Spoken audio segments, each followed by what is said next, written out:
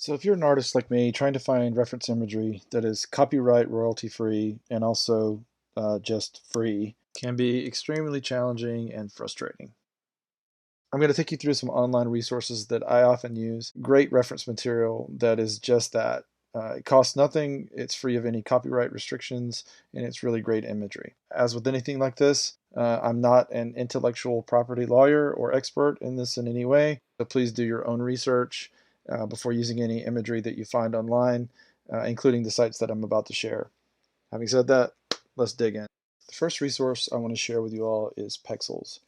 And I started with this one because it's probably one of the more simple and straightforward ones. If you go to the license, you can see very straightforward. Everything on the site can be downloaded and used for free. Information down below lays it out really straightforward. Everything's free. No attribution is required, although it's nice to give photographers credit and they appreciate it. Obviously, it's not necessary. You can change the photos and videos, be as creative as you like, as they say. So there's one little catch to this. So say you search an image and you get all these results, and again, they're really beautiful.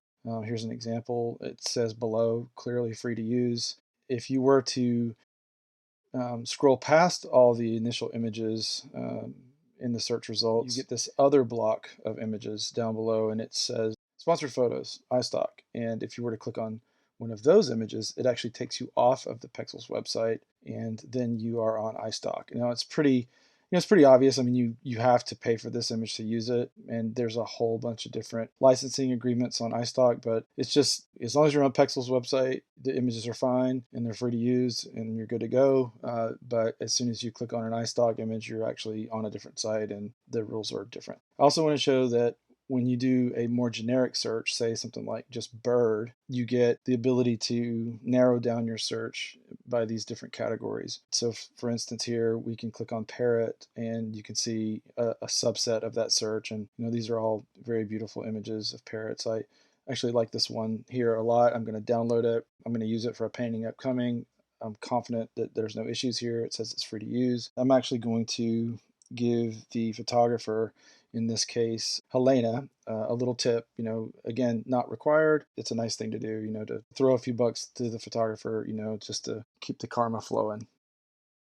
The next site I want to focus on is Flickr, because this is a very well-known site and it has a ton of images on it. I am in a section of Flickr called the Explore Creative Commons area. What I want to focus on is down at the bottom of this page. There's a section marked Public Domain Dedication, CCO, and Public Domain Mark. Again, there's nuances between these two. The first one is, from my understanding, when an author or creator or owner of a copyright is forfeiting that and essentially saying, I own this copyright, but you can use this however you like. The other one, Public Domain Mark, is more when something has been determined to not have a copyright because it's already in the public domain. So long story short, both of these categories with these two designations can be used and reused and shared and used as part of your creative exploration however you like. If you have the time and patience, you could click this link, search through the 3.5 million photos here, and have a good old time. You could also just search for imagery using the search bar at the top. Now, once you've run a search on a term, you have this drop down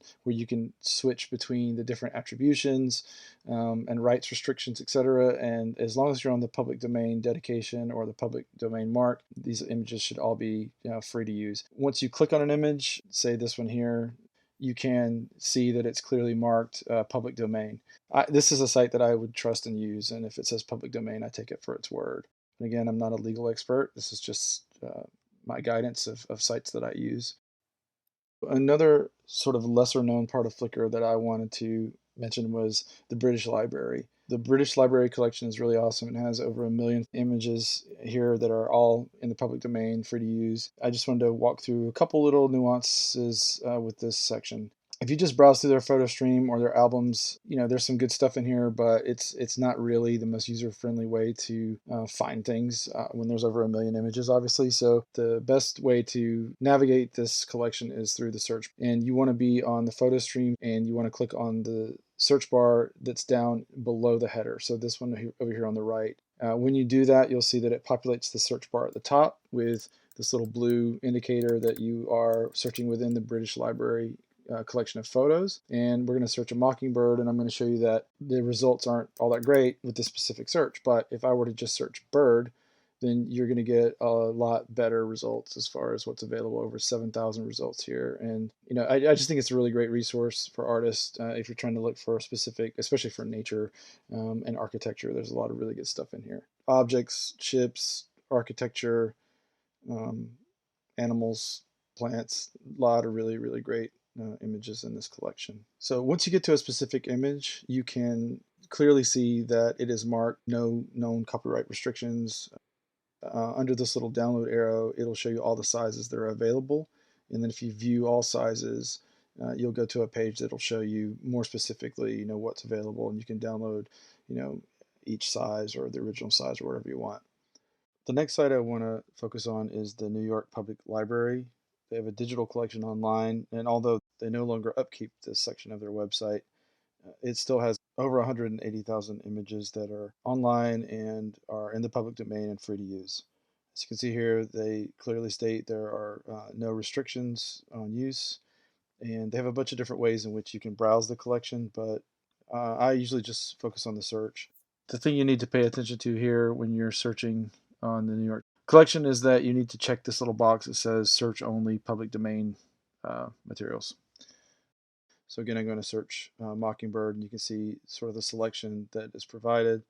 Again, it's not as extensive as some of the other resources, but there is still some really nice imagery that you can find here that is free to use any way you like. And just to reiterate, if you search again using the search bar in the top of the website, you have to check the box again to make sure you're only searching public domain materials if that's what you're intending to look for and find. But they have really nice imagery, so I'd encourage you guys to go check it out. Last group of sites I want to cover are all related to the US government. This is a place that you might not think of, but it's one of the best places actually to go for copyright-free imagery. We're looking here at the National Archives website, and you can see very clearly that it states in general terms, anything created by the US government, imagery, etc., is considered in the public domain and is not eligible for copyright.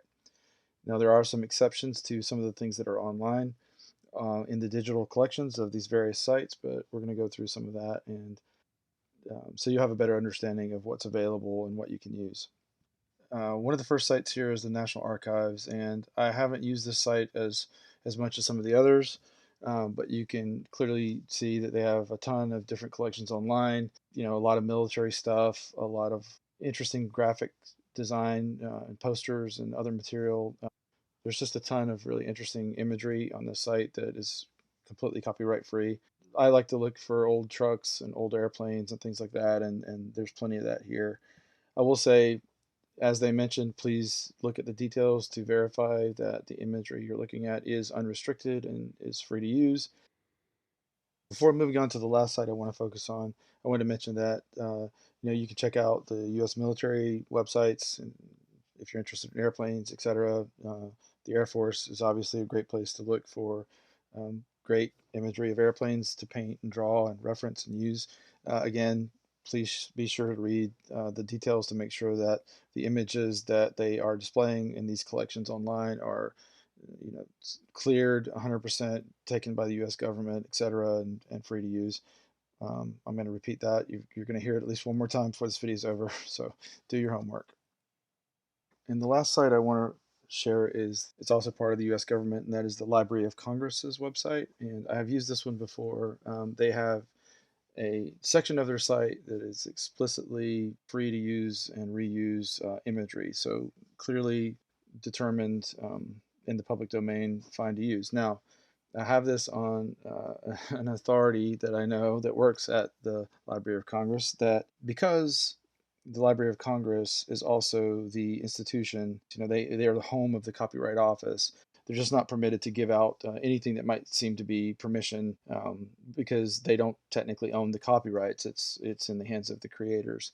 The best way to verify that and determine that for yourself is just to look at the details and the descriptions of each of the images that you might be interested in, and there's a clear indicator there that says under rights advisory, it will say that there are no known restrictions on this publication.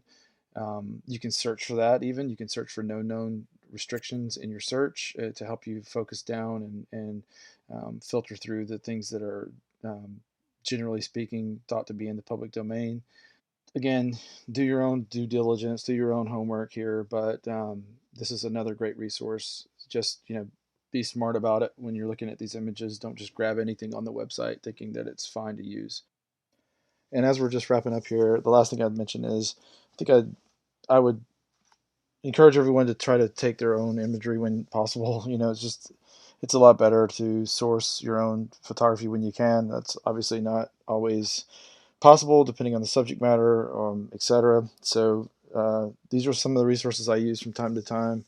I even got some ideas and got inspired to do some new paintings just browsing these websites again for this video.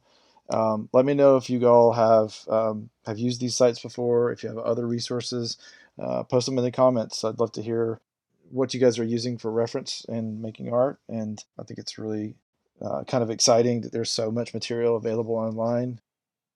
Love to hear from you. Let me know what you think. Thanks a lot. Take care. Peace.